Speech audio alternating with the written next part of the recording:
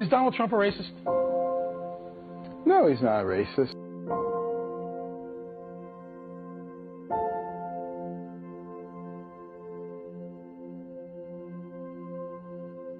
He is not a racist, but that's what people believe because of a statement that was taken out of context. His New York values, I think, underlie a real person who is probably among the least racist politicians on the national scene.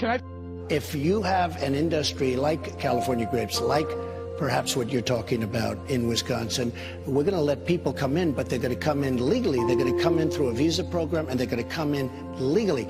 And it's going to work out beautifully. You will not be affected. We don't want to affect businesses. We want to grow businesses. What about the dreamers? What about people who came here when they were children? They didn't know what they were doing. They came with their parents who brought them here illegally. Should they be able to stay legally? We're going to do something. I've been giving it so much thought. You know, you have on a humanitarian basis, you have a lot of deep thought going into this, believe me.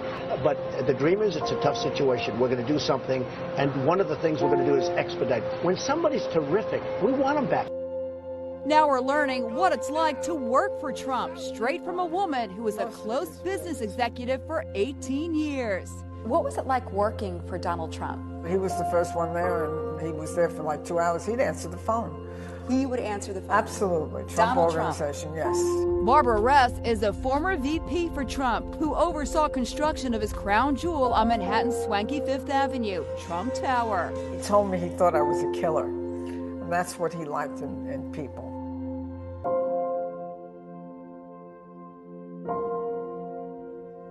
Do you feel that Donald Trump is sexist? If Donald is sexist, then a lot of people are sexist. A woman in the audience asked Trump if he'd hire veterans at that hotel. Here's how he responded. What are you looking for? What kind of a position? Come up here, come here. She looks so smart and good. Do you mind if I do a job interview right now? We need good people. How are you? So what's your experience in front of the world? Well, I design, I do wreaths, I do all types of decorations. And you like this building? Yeah. Okay, so here's what I'm going to do. There's the man. Stand right over here. Oh my God. If we can make a good deal in the salary, she's going to probably have a job, okay? All right, good. Have a good time. Thank you, sweetie. Thank you. Good. Thank you. So nice. Really nice. I felt good about her. I tell you what, I looked at her. I said, I have gut instinct, okay? And we're allowed to have that. And I looked at her, and she asked a question, and it was a very positive question. She looks like she's got a great look, and look at that with the tears. How nice. She just seemed like a good person to me. You worked for Donald Trump? Yes, glad we're just talking about that. Yeah, I got to work for him for a couple years as his executive assistant, and I got to have first-hand experience of what he's really all about. He is a remarkable man. He is amazing to work with. He's very cooperative, he's very charming, he's very calm, and he's very family-oriented. He's very caring for the community. He goes and donates money without the press being present, and he does it all out of his heart. He doesn't wear it on his sleeve. He's very devoted to his work. He was never ever racist towards me, and he was never ever being sexist towards me, like unlike from what you hear in the online. He's treats everybody in the staff really well, fairly. He makes everyone feel very comfortable, and he's a pleasant man to work with. And do you think he'll make a good president then? Or? Oh yeah, as a Mexican American, I'm going to vote for Donald Trump. If he runs this country the way he runs, anywhere near as similar as he runs his business, I know he's going to make this country a better place. Oh, okay. I mean, you don't really hear about all this. Yeah, it's unfortunate. It seems like people just want to make him the butt of the joke. He's actually nothing like that. I feel like people need to stop making silly remarks without even knowing who he truly who he truly is.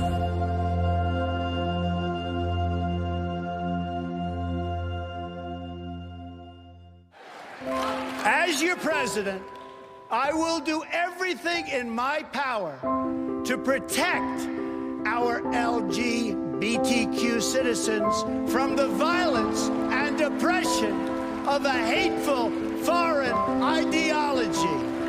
Believe me.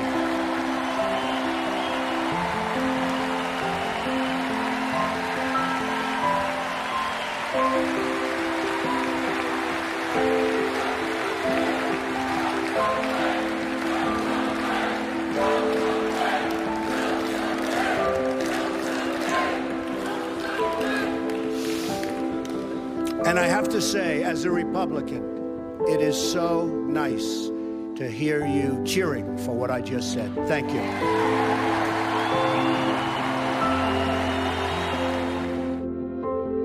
Trump has nothing against Mexicans. He has something against illegal immigration. I am proud of my African American heritage, and I am proud to stand before you tonight and support Donald Trump, not just in spite of the color of my skin, but in fact because of the color of my skin.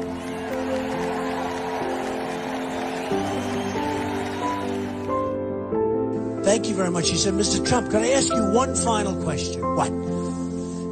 You're worth a fortune. You have a beautiful family. You can do anything you want. Why are you doing this? Why would you do this? And I said, you know what? I've been so lucky in this country. I've done so well. I've made so much money and had such success and enjoyed my life. And I have hopefully some really good years left. And I want to give back to the country. I just want to give something back. That's all it is. I got to know Donald Trump after he spoke here in 2012, and I learned so much about him that the public never hears, and I wanted to share that with our audience. Right after he visited here last time, I called him about a large Christian ministry in another state that needed some help. I learned within a day or two he had donated $100,000 of his own money. He learned about Clyde Frazier Jr., who ran the Harlem Hoops tournament in the inner city and was killed in the 9/11 attacks, and he searched down the family and he donated the money to keep that tournament going. Example after example like that of just generosity that never made it into the public's eye. His limousine broke down one time. A couple stopped and helped him. He paid off their mortgage a few days later. Donald did help out Sergeant Tamarisi. He sent him money to help him jumpstart his life. Sergeant Tamarisi rotted in a Mexican prison for 214 days. President Obama wouldn't even pick up the phone to help. Hundreds of children skated on a New York rink today. As CBS News correspondent Bob Schieffer reports, that's because of the kind of happy ending only children are supposed to believe in. In the ongoing saga of how to waste tax dollars, the Wallman Ice Rink in New York's Central Park rates a special chapter. The city had spent the last 7.5 years and $12 million on an exotic plan to remodel the rink. The whole project was finally abandoned last spring when the new cooling contraption wouldn't make enough ice to chill a six-pack.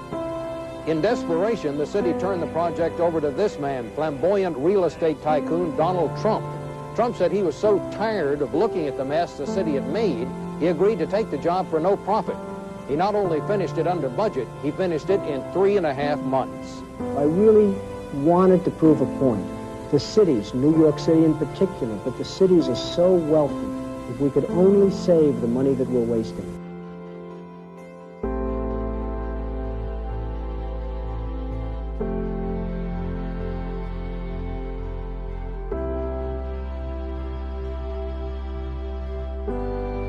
This November, I ask you to be true to yourself and vote for the candidate who you know is running for the right reasons. Vote for the candidate who has never been a politician. Vote for the candidate who has never received a paycheck from our government.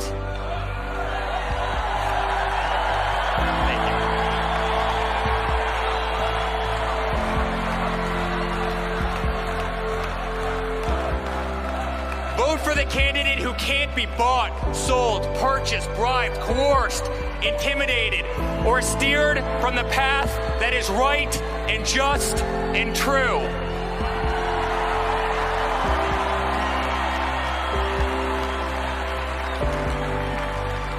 And quite frankly, friends, vote for the one candidate who does not need this job.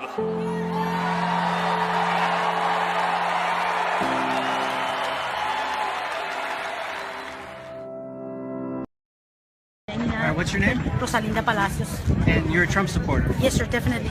Why? Because I back him up on whatever he's saying. Everything that he's saying, as a matter of fact, he's talking the truth. I support Donald Trump.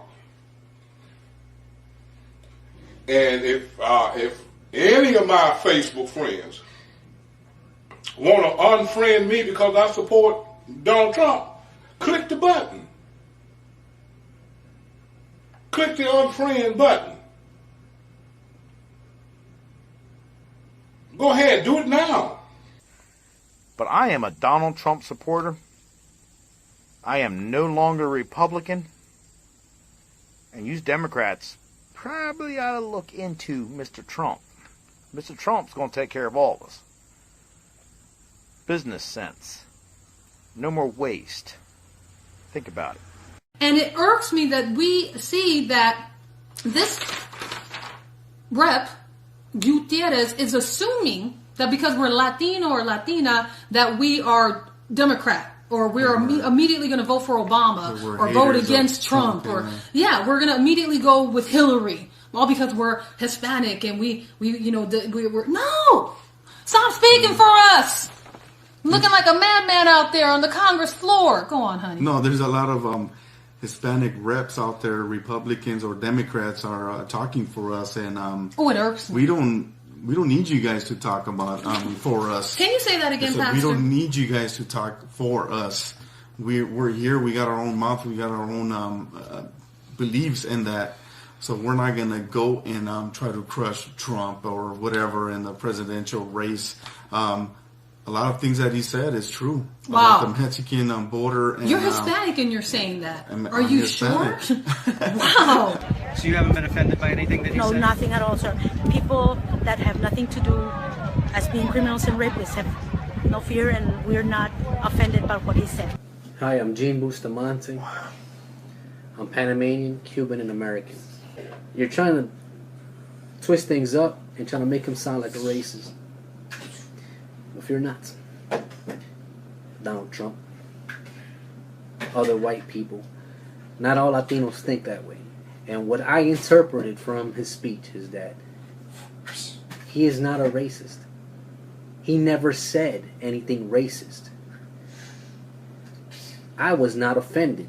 I don't know what you guys all, I don't understand where you guys are coming from with this whole racist thing. That's the damn media trying to get into little jokers' heads. And apparently it's working, because that's all I hear left and right now. Oh, Donald Trump is a racist. Telemundo, and talking about gringos, this, gringo, that on television. You guys are really, really destroying the freaking community, beautiful community that we have. It's not about that. Say, Jorge Ramos, here in Puerto Rico, media, they don't show the second part of the video. All they show is when Jorge Ramos was arguing with Trump. Trump told him, sit down, it is not your turn. Sit down, okay? He's telling him, it is not your turn. He's not kicking him out. He's saying, it is not your turn. He was disruptive. He was disrespectful to Donald Trump. He was disrespectful to the reporter whose turn it was, okay? And they escorted him out, okay? News media here in Puerto Rico, Spanish television station, they don't show that. They don't show, they show the second part. They don't show the second part of when Trump said, bring him back. Trump allowed him back. But that part they don't want to show, see, because they want to vilify Donald Trump. Well, I just want to let everybody know that not all Latinos are blind, okay? I'm currently in Puerto Rico, and I'm not blind, see? But a lot of Latinos, they're not into the whole politics, especially here. They probably don't speak the language, and the media that does come out on television here doesn't say the truth. They don't say the truth. They lie. Let's just put it simply, they lie. There's going to be border security. Mr. Trump's the man for it? Yes, I hope. And I hope he gets through with his intentions about building the wall. He said something about he's gonna let Mexico pay for that. I hope that's done. Whoever pays for it, but the wall being done, it's great, awesome. It's something that we would never expect it anymore, but it's great. That's one of the best ideas that any president has ever done. I like his ideas in securing the borders. Hell, if it was up to me, I would have done that 10, 20 years ago. It's a fact that the Mexican borders aren't safe. And what's coming through the Mexican border isn't all good. It's a fact that drugs, weapons, prostitution, rapists, murderers. I lived here, was born here. I live in I used to live by the riverbanks. I moved from there because of this place being unsafe. I'm back in Border Patrol, 100%. They are in real danger. The border. People don't talk about this. Mexico has a border. They built up a huge wall to stop the people from Guatemala crossing over to Mexico. But then America's bad for wanting to build a wall? Trump is being vilified for wanting to build a wall? No, build the wall. We need people here that come in legally who are going to help out in society. We don't need a whole bunch of illegals. And I'm not talking about Mexicans. I'm talking about any kind of illegal crossing that border. Illegals. We don't need illegals in this country buying fake Social Security cards to work illegally. You know, we don't need that. You know, we got Social Security fraud. We got, you know, a whole mess of situations. We have illegals driving with no license, you know, with cars with no insurance. They have accidents and they run away, they disappear. Nobody knows who they are. They have fake names. You know, I mean, this is real. This is serious. And if people, and if the Latino community doesn't want to see this, come on, open your eyes. It's obvious. It's just totally obvious. I disagree with the Democrat Party. All the Democrat Party cares about is getting elected and winning elections. And I also disagree with amnesty. I don't think giving amnesty to 12 million illegal immigrants is going to solve anything. That's going to make everything worse, because it's hard enough for a lot of people to get jobs as it is.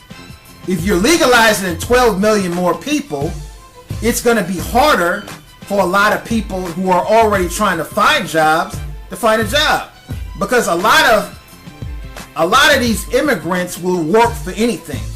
Now, Donald Trump has came up with some very strict immigration laws that would guarantee work in the African American community. I get letters all the time about this wall. While you might see secular progressives who are very scared of Donald Trump say that we have to have the expanded vote to win, a lot of African Americans are saying, no, you don't. We will replace every single one of the illegal votes you miss with a very legitimate American legal vote. Yes, we will. Not only that, we'll help them build the wall. I get letters all the time. I can get an army of brothers to go down to the border and help him build the wall. So not only do we like the idea of the wall, we want some of the wall work. So yes, we will vote for Donald Trump. The only thing that can stop Donald Trump is the GOP itself. It's almost a guaranteed victory. Now, I know a lot of white people are listening to these fools, these educated fools on MSNBC who say they're speaking for black people. No, they're not. They're 10% of the best educated that we got, who have sold out the whole party. But I can go in any hood and organize a whole bunch of black people who are tired of illegal workforce coming taking our jobs. I can. So yes, I can guarantee that Donald Trump can get the black vote. The only problem Donald Trump has is the GOP establishment who wants power. The reason I'm a Donald Trump supporter, one, the Republicans hate him. What are they hating? This tells the truth. We put all you Republicans in office and you guys did shit. Donald Trump is telling you didn't. He's trying to tell all Hispanics that Donald Trump is a bully and a bigot. And that's the furthest thing that I see with Donald Trump. I don't know the man, but from the little bit that I've seen, I see that he's bold in his speech, and so are we. I see that he's not afraid to speak. I see he's not a man of apology, and he's putting out some hard truth. So when he stands in front of these politicians and says, they're stupid, he's right. They're stupid. Right now, the Obama administration, the deal that he has with Iran, stupid deal. He's stupid, you know? I mean, and Donald Trump is simply splattering it out as it is. It's stupid. You know, it's logical. Any American who has a little bit of sense would know that it's a stupid deal. You know? Trump says it. People don't like it, but it's the truth. You probably have heard this before. The new Donald Trump phenomenon that is sweeping this country like never before. What makes Donald Trump so different and so appealing is the fact that this man looks straight into your eyes. He looks straight into the camera and tells it as it is. He is not a fake guy. He is your neighbor. He is your classmate. He is your workmate. He looks at you in the eye and tells you as it is. And the pundits keep saying, oh, he will never win the election. He will never win the general election. Well, because the immigrants don't like him. The blacks don't like him. You know, he is not popular. They don't want to see him. They don't want to see him in the White House. Guess what? You guys are wrong, because I am an immigrant and I am black, and I still find this guy so appealing that I decided that I gotta make this video to show the world that I'm part of the Donald Trump phenomenon. Half of all Detroit residents do not work and cannot work and can't get a job. Detroit tops the list of most dangerous cities in terms of violent crime. Number one. This is the legacy of the Democratic politicians who have run this city. This is the result of the policy agenda embraced by crooked Hillary Clinton. What about the black family? What about the American family? I tell you that the liberal agenda is not the black agenda. It is not the family agenda, and it's not the American agenda. The only way to change results is to change leadership. We can never fix our problems by relying on the same politicians who created our problems in the first place. A new future requires brand new leadership. Look how much African American communities have suffered under Democratic control. Democrats have been in control of this community for about 40 years. Right. And my question to you is, do you feel that it's the policies of the party have helped this community or hurt this community? It has hurt this community because they feel like that they can just take us for granted and that we're just going to vote Democratic anyway. But if there was a Republican who was out here doing what I feel he should be doing, I would vote for him. The president's policies failing the black community or helping? It's failing. It's failing. It's failing. I mean, I'll pray about it, and in whatever way God leads me to that person that's going to help, that's the person that I will vote for. We're not happy with what's going on. And the only way we get to the bottom of this is that we take a step back and we say that we're undecided at this point. We're undecided because our agenda has not been met on, has not been adhered to. And it's almost as if it's just saying, even though you got nothing, even though nobody has addressed your issue, just go with them anyway. And we say no. To those I say the following. What do you have to lose by trying something new like Trump? What do you have to lose?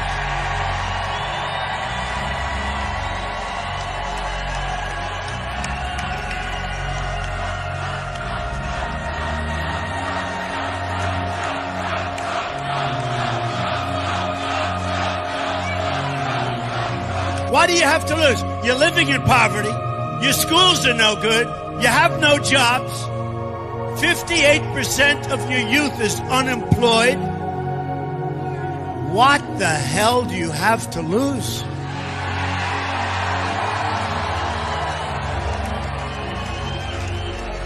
And at the end of 4 years, I guarantee you, I will produce for the inner cities, and I will produce for the African Americans.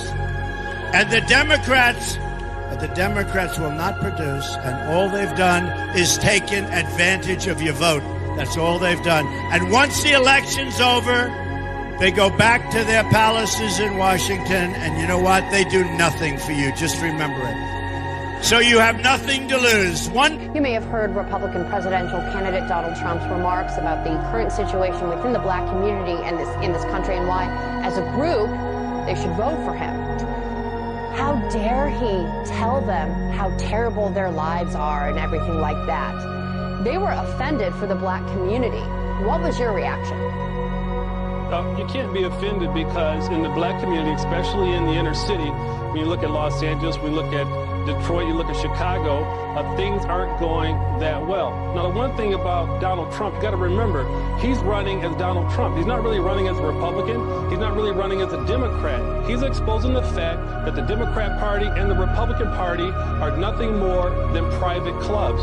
As long as we understand that and understand what's going on, we should be able to vote for Donald Trump. He is not saying to the black community, vote for a Republican. He is saying, vote for Donald Trump, because if you want something different, if you want to see some type of change in your life, because we have not seen change. White people in America have not seen change. Black people in America have not seen change. Hispanics have not seen change. No one has seen any type of change with the politicians that we've been sending down to Washington, D.C. every year, day in and day out. As long as we keep doing the same old thing over and over again, nothing's going to happen. And so we're always frustrated. If you look at the black community, again, especially Chicago, unemployment is at 80% for our black youth, and we have death that's going, we're getting, murders are out of control, the same here in Los Angeles. So, again, I didn't feel any offense when he said that. Are black people having issues? Well, everybody's having issues in this country. Everyone is hurting. And the one thing that I hope that we start to realize in America is that we're not just black, we're not just white, we are one country. And joining us now with more reaction to Donald Trump's efforts, former Super Bowl champion Burgess Owens, who's been very outspoken with his criticism of the Democratic Party and its relationship with African-American voters. He's also the author of Liberalism, or How to Turn Good Men into Whiners, Weenies, and Wimps. Welcome. It's great to have you on the program today. Thank you, Emma. Looking forward to chatting with you. Sure. Very, very topical discussion here. Absolutely. So I want to get your first impressions as you take a look at the video that's making news today of Donald Trump in Detroit, trying to make a connection there with voters in a very specific way. How do you see it? Well, first of all, it's so refreshing. I happen to be very proud to come from my segregated black community, one who was very successful. And it's so refreshing to finally hear somebody talking about this after 8 years of a black president who didn't. And I hope that people really take the time to understand we're looking for answers. It's now time for the promises of 60 years to go away and deal with the real issues of people that are suffering. Black misery is at an all-time high, and it's under Democratic policies. And so it's nice to hear that somebody's talking about it, going to Detroit, going to these places that really need to see it and see these changes. So you're among those who really believe that the Democrats take the African-American vote for granted? Absolutely, and it's historical. My book talks about it in detail. I guess if I can just say this, because I do agree, I disagree in a big way with Black Lives Matter and this young quarterback who just did this demonstration recently, but we can't agree on one thing. We can't agree that there's black oppression. And I'm going to ask them to join me, to stand with me, to ask John Lewis, Elijah Cummings, the Black Caucus, to retire immediately. They have done absolutely nothing for the black race for the decades they've been in place, other than vote and support 100% with no backbone whatsoever the anti-black policies of the Democratic Party. So I was fortunate to play with two great quarterbacks, Joe Namath and Jim Plunkett, and we all retired when we could not produce. It's now time for this group of Democrats who have not stood for our race. Their results is in these cities that are at the top of the list of black misery. It's time for them to retire immediately, and for those who don't want to, which they won't, it's time for us to educate their communities that we need to work against them to get them out of there. All these black Democrats, we need to get rid of them. Well, you know, it was interesting. Mr. Trump did make specific mention of trying to make a difference to try to improve the lives of young black men. Let's listen to what he had to say there for a moment. Nothing is more sad than when we sideline young black men with unfulfilled potential, tremendous potential. We're one nation, and when anyone hurts, we all hurt together, and that's so true. So true. Why do you think right now there are so many people within the African-American community who really mistrust Donald Trump and really don't even want to listen to what he has to say because they already have preconceived notions of what he represents? Well, it's actually, part of this is what the Democratic Party has done to our race. They have convinced us that it's okay for groupthink, for blacks to think with their skin. At the end of the day, we have right now 83% of black teen males that are unemployed across our country. 70% of black men forsake their family, leave their kids in marriage. Across the board, illiteracy has gone through the roof. 93% of black men, people are being killed by black people. These are issues that we need to talk about, and it's not white people doing it to us. It's policies. And it's a policy of the Democrats. If we educate ourselves and understand that what these policies have done for decades, then we'll start to see where we are. And it's not because of white, rich Republicans. It's those who run the communities where this black misery is the highest. But doesn't criticism also have to go to the GOP? Because for so long the GOP felt that it couldn't make any inroads at all, so it just decided to sidestep making some of those overtures because they felt like there was no way they could have any impact. You just hit on the head, and that's why my book talks about political free agency. We need to, as a race, start looking at our principles and values first. If we're capitalists, let's stop voting for democratic socialists. If we're Christians, let's stop voting for democratic atheists. If we believe in that all kids should have education no matter how poor they are, we cannot vote for the Democratic Party, including President Obama, who believes we should keep our kids segregated in these poor bad schools. And if we believe in the sanctity of life, it's time for us as a race, for those who believe this, to stand up and stop voting for these black and white Democratic Margaret Singers who believe our kids are nothing but weeds. We can pull our race back by being political free agents and make the Democratic Party and the Republican Party work for our vote, be accountable. We do that, we can not only, I think, bring our race back, but I truly believe that small minority, 28% of black Americans who feel the way I do, very patriotic, love our country, love our race, we can bring our country back at the same time. Burgess Owens, it's a pleasure to have you here today. Thank you so much for joining us. Here to weigh in on this is former NFL player and Super Bowl champion Burgess Owens. Thanks for being with us, Burgess. Good to see you this morning. Good morning, Ansley. Looking forward to talking with you. Well, thank you. Same with me. Tell me, what's your response to Colin Kaepernick, what he did? Well, I think that America needs to, this is a wake-up call. This is more than NFL. We're at a point in our country, the freest country in the history of mankind, where I can run for president, do anything I want to, and yet we've failed to teach our kids, our young people, anything about our history. They're ignorant about our country, and they're totally unappreciative of the freedoms that have been gained by people who paid the price for them. What this young man doesn't understand is the very first martyr for freedom in our country was a black man. He doesn't understand that the Tuskegee Airmen, who hundreds of them died over the skies of Germany, so he can sit and be free and be ignorant as he wants to be today. We are at a point now where this is it's not a racial crisis we're at. We're at a point, I think, at this point, it's an ideology crisis. It's all about Marxism, atheism, and socialism versus a free American, the American way, Judeo-Christian values, which highlight meritocracy and looking at each other from inside out. And we need to get back to teaching our young people about what our country's all about and appreciating the freedoms we have because of that. When you used to stand for the national anthem and you played back in the 70s, what did it mean to you? I remember distinctly standing there thinking about how blessed I was to be sitting and doing something I enjoyed doing and watching that and knowing that this country allowed me to do that. And let me just say this also, it's very important. If this young man wants to really be part of the answer, turn off BET.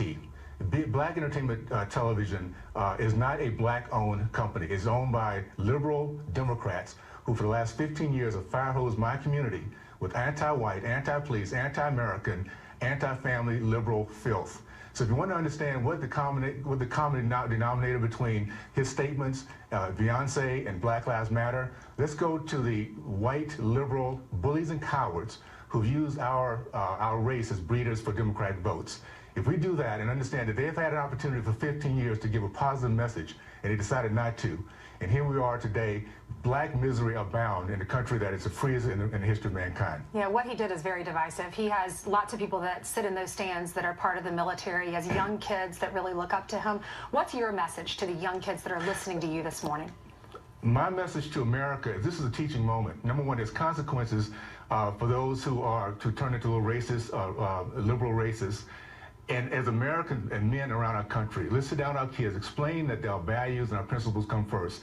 More important that they understand that.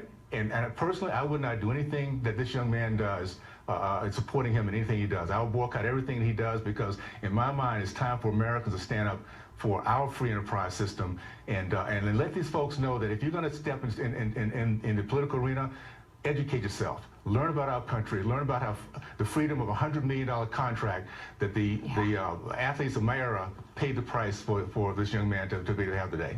Yeah. All right. Thank you so much. Great perspective. Burgess Owens, we appreciate you joining us.